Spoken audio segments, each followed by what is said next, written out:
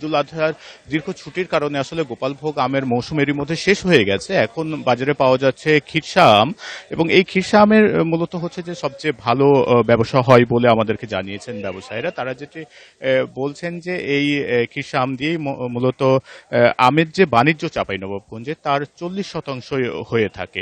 অর্থাৎ এই আমটিকেই আসলে সবচেয়ে বেশি বিক্রিত আম বলেই আসলে চাঁপাইনবাবগঞ্জে ধরে নেওয়া হয়।